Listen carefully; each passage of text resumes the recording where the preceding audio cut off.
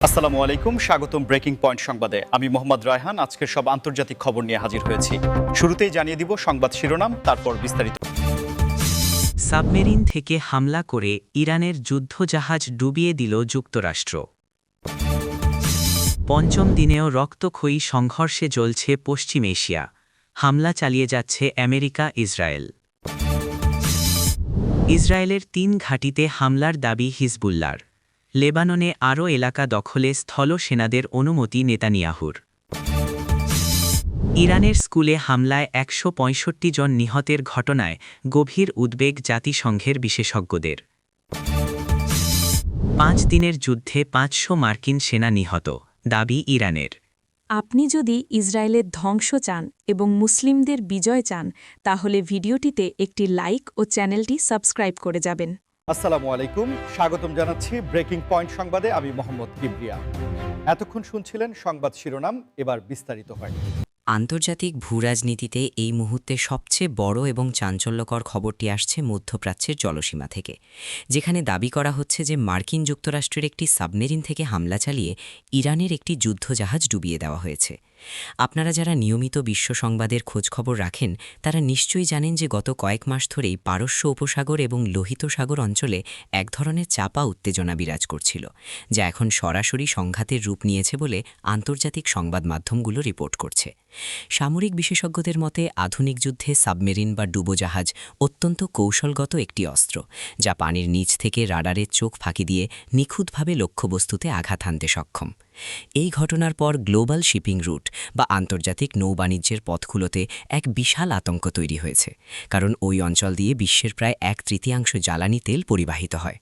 স্বাভাবিকভাবেই এই হামলার খবরের পরপরই আন্তর্জাতিক বাজারে অপরিশোধিত তেলের দাম এক লাফে অনেকটাই বেড়ে যাওয়ার আশঙ্কা তৈরি হয়েছে, যার সরাসরি প্রভাব পড়তে পারে সারা বিশ্বের সাধারণ মানুষের দৈনন্দিন জীবনযাত্রায় এবং বিশ্ব অর্থনীতিতে।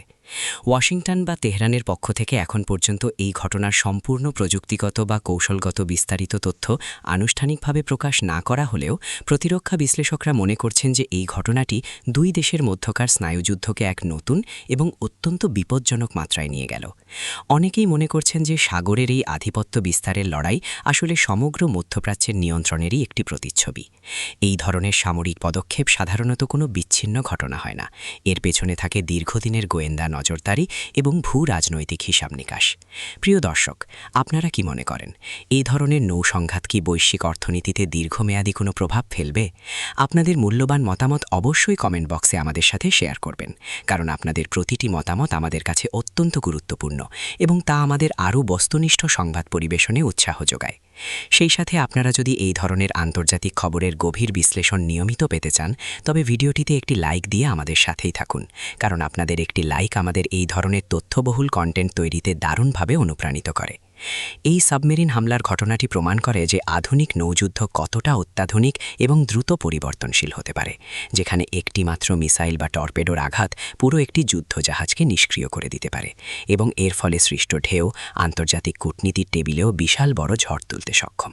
পশ্চিম এশিয়ার এই অস্থিতিশীল পরিস্থিতির দিকে তাকালে আমরা দেখতে পাই যে আজ পঞ্চম দিনেও পুরো অঞ্চলটি এক রক্তক্ষয়ী এবং ভয়াবহ সংঘর্ষের আগুনে জ্বলছে, যেখানে আমেরিকা এবং ইসরায়েলের যৌথ বা সমান্তরাল অভিযান অব্যাহত রয়েছে বলে খবর পাওয়া যাচ্ছে। টানা 5 দিনের এই নিরবিচ্ছিন্ন সংঘাত সাধারণ মানুষের জীবনকে এক চরম অনিশ্চয়তার মধ্যে ঠেলে দিয়েছে, যেখানে প্রতি মুহূর্তে শোনা যাচ্ছে সাইরেনের শব্দ এবং আকাশে দেখা যাচ্ছে সামরিক বিমানের আনাগোনা। এই অঞ্চলের দেশগুলোর অর্থনীতি, অবকাঠামো এবং সাধারণ মানুষের নিরাপত্তা এখন খাদের কিনারায় এসে দাঁড়িয়েছে। আন্তর্জাতিক মানবাধিকার সংস্থাগুলো বারবার যুদ্ধবিরতির আহ্বান জানালেও এখন পর্যন্ত শান্তির কোনো সুস্পষ্ট রূপরেখা বা কূটনৈতিক সমাধান আলোর মুখ দেখেনি। আমেরিকা এবং ইসরায়েলের এই ধারাবাহিক অভিযানগুলোর মূল লক্ষ্য কী, তা নিয়ে আন্তর্জাতিক বিশ্লেষকদের মধ্যে নানা মতভেদ রয়েছে। কেউ বলছেন এটি কৌশলগত প্রতিরোধ, আবার কেউ মনে করছেন এটি ভূ রাজনৈতিক মানচিত্র নতুন করে আঁকার একটি সুদূরপ্রসারী পরিকল্পনা।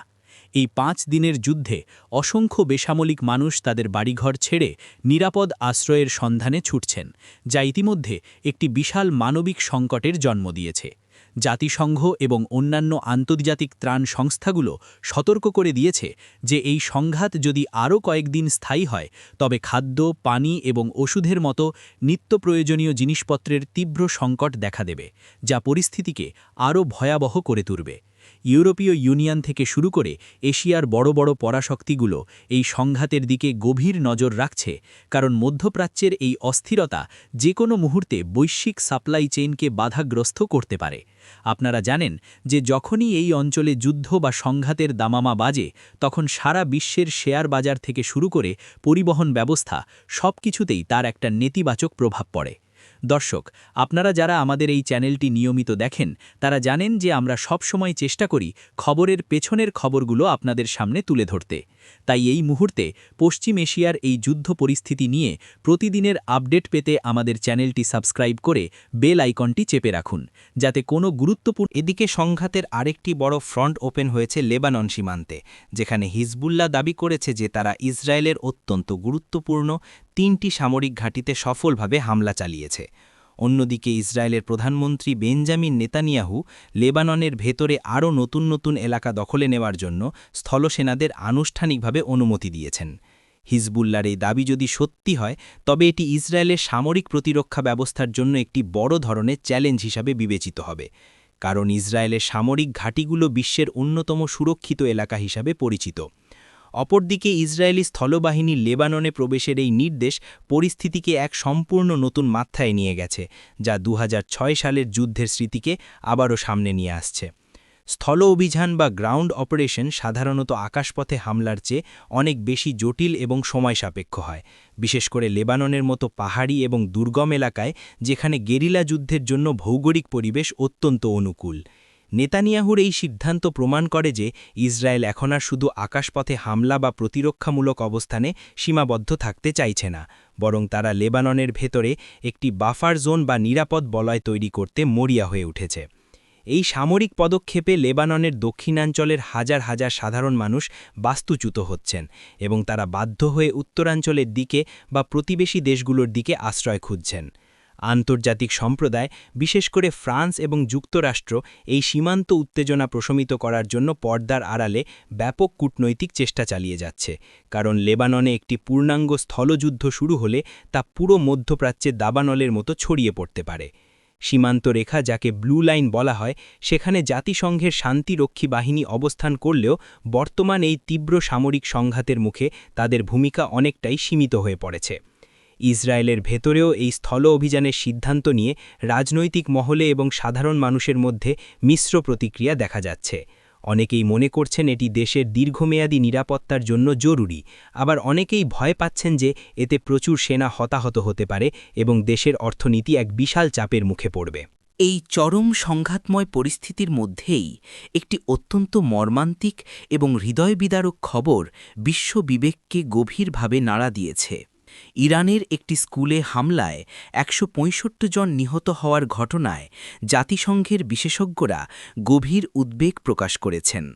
আন্তর্জাতিক যুদ্ধ আইনে এবং জেনেভা কনভেনশনে হাসপাতাল, স্কুল এবং ধর্মীয় উপাসনালয়গুলোকে সবসময় নিরাপদ এলাকা বা সেফ জোন হিসাবে স্বীকৃতি দেওয়া হয়েছে।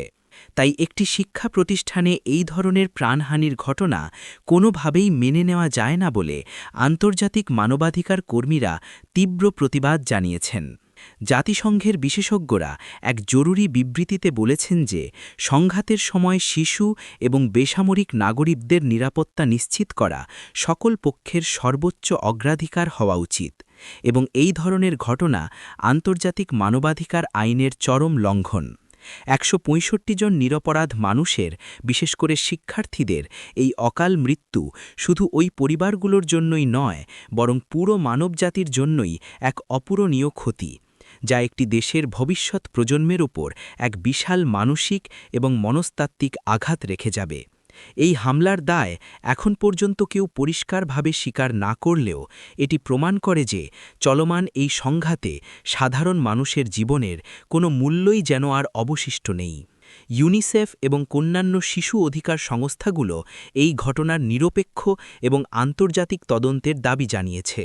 যাতে প্রকৃত দোষীদের আইনের আওতায় আনা যায় এবং ভবিষ্যতে শিক্ষা প্রতিষ্ঠানগুলোকে টার্গেট করার এই ভয়ঙ্কর প্রবণতা রোধ করা যায়। বিশ্বজুড়ে বিভিন্ন দেশের নেতারা এবং নাগরিক সমাজ এই ঘটনার তীব্র নিন্দা জানিয়েছেন এবং তারা অবিলম্বে সকল পক্ষের প্রতি সংযম প্রদর্শনের আহ্বান জানিয়েছেন, কারণ এই ধরনের নির্বিচার হামলা কোনো সামরিক বা রাজনৈতিক উদ্দেশ্য হাসিল করতে পারে না, বরং তা শুধু ঘৃণা এবং প্রতিশোধের এক অন্তহীন চক্র তৈরি করে। প্রিয় দর্শক, আমরা যখন এই ধরনের খবর আপনাদের সামনে উপস্থাপন করি তখন আমাদেরও হৃদয় ভারী হয়ে আসে। সবশেষে যে খবরটি আন্তর্জাতিক গণমাধ্যমে ব্যাপক আলোচনার জন্ম দিয়েছে তা হল ইরানের পক্ষ থেকে করা এক চাঞ্চল্যকর দাবি, যেখানে তারা বলছে যে টানা 5 দিনের এই ভয়াবহ যুদ্ধে অন্তত 500 মার্কিন সেনা নিহত হয়েছে।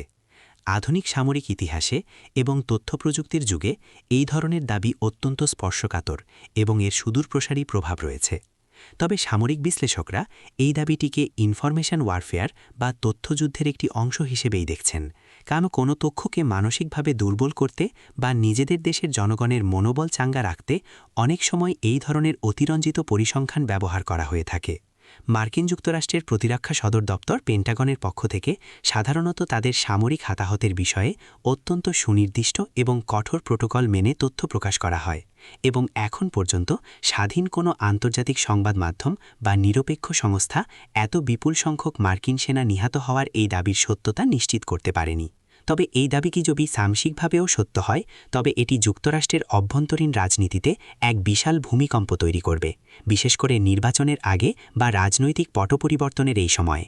কারণ আমেরিকান জনগণ কখনোই তাদের সেনাদের এই ধরনের বিদেশি সংঘাতে ব্যাপক প্রাণহানি মেনে নেয় না।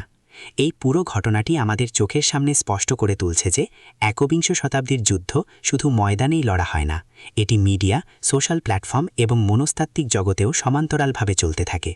এই 5 দিনের যুদ্ধ পরিস্থিতি বিশ্লেষণ করলে এটা পরিষ্কার যে মধ্যপ্রাচ্যের এই চলমান সংকট খুব দ্রুত সমাধান হওয়ার কোনো লক্ষণ দেখা যাচ্ছে না, এবং এর ফলে সৃষ্ট বৈশ্বিক অর্থনৈতিক এবং ভূরাজনৈতিক প্রভাব আমাদের সবাইকে কোনো না কোনোভাবে স্পর্শ করবে। আমরা আমাদের এই চ্যানেলের মাধ্যমে সবসময় চেষ্টা করি চলমান বিশ্বের এই জটিল সমীকরণগুলোকে সহজ এবং সাবলীল ভাষায় আপনাদের সামনে তুলে ধরতে। ভিডিওটি শেষ করার আগে আপনাদের সবাইকে আন্তরিক ধন্যবাদ জানাতে চাই এতক্ষণ ধৈর্য ধরে আমাদের সাথে থাকার জন্য। আপনাদের এই সমর্থনই আমাদের কাজের সবচেয়ে বড় অনুপ্রেরণা। আপনারা যদি আমাদের এই সংবাদ বিশ্লেষণ পছন্দ করে থাকেন এবং ভবিষ্যৎ বিশ্ব পরিস্থিতির খবরাখবর সবার আগে পেতে চান, তবে অবশ্যই চ্যানেলটি সাবস্ক্রাইব করবেন, ভিডিওটিতে একটি লাইক দেবেন এবং আপনাদের মতামত কমেন্ট সেকশনে জানাবেন। সবাই সাবধানে থাকবেন, নিরাপদে থাকবেন এবং চারপাশের খবরের প্রতি সবসময় সজাগ দৃষ্টি রাখবেন। দেখা হবে আগামী ভিডিওতে নতুন কোনো গুরুত্বপূর্ণ সংবাদ এবং তার গভীর বিশ্লেষণ নিয়ে। আজকের মতো এখানেই বিদায় নিচ্ছি।